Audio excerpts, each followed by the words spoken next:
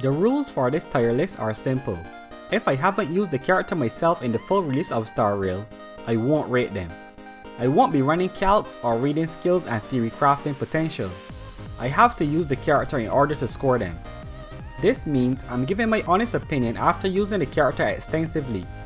My feelings after using the character will determine my rating, so I expect copious amounts of bias.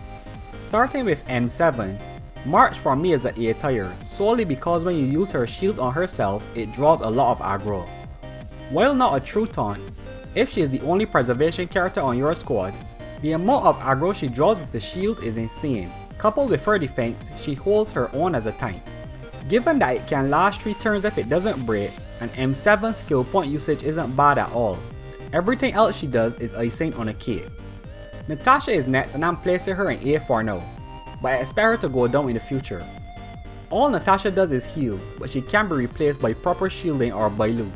So for me, she doesn't have longevity. I actually cleared the entirety of Bellabog without using her and relying solely on March, so there's that. Dan is going to be my first B tier. Dan is what people like to call mid, but I'll give him some respect and say he is upper mid.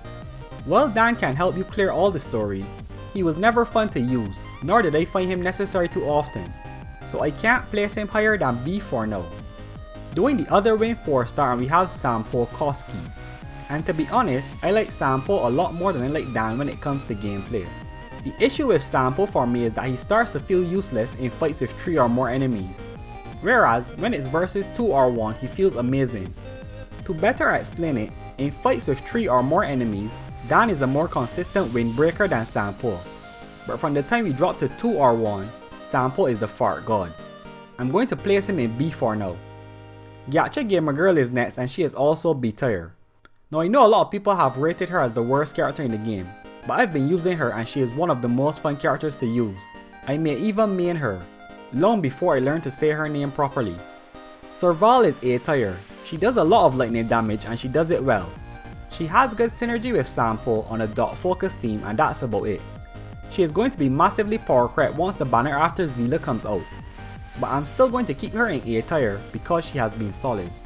Fire Trailblazer is an A tier unit. I don't need to sing his praises since every other video on the planet does this, but I will tell you why I place him in A tier. And that is because of the breaking potential. The minuscule shields are worthless to me and some enemies can actually resist the taunt, but the taunt coupled with the enhanced basic attack is super crazy at the amount of breaking potential Fire MC can dish out.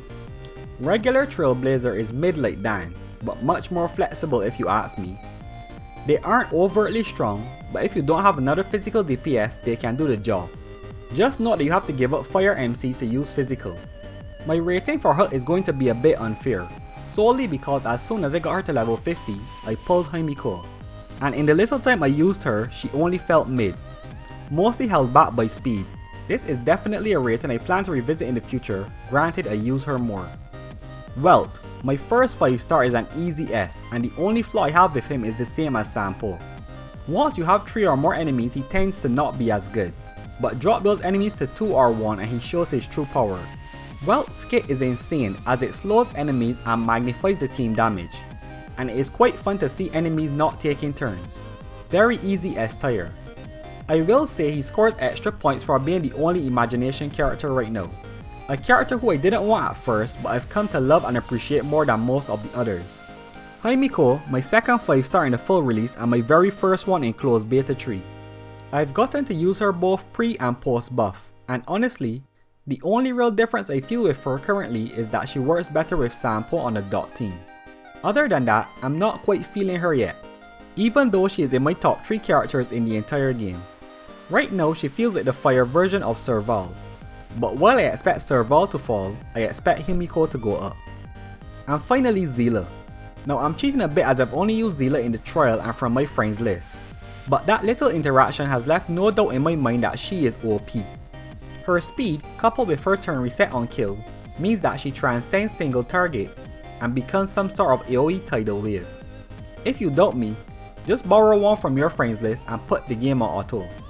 Most of your other characters might not even get a turn. And that's all the characters I used up to Trailblaze level 40. I'll be back at Trailblaze level 50 to see how this ages. Until next time, My name is Qingque and you can expect more Star Rail and Guardian Tales videos in the future.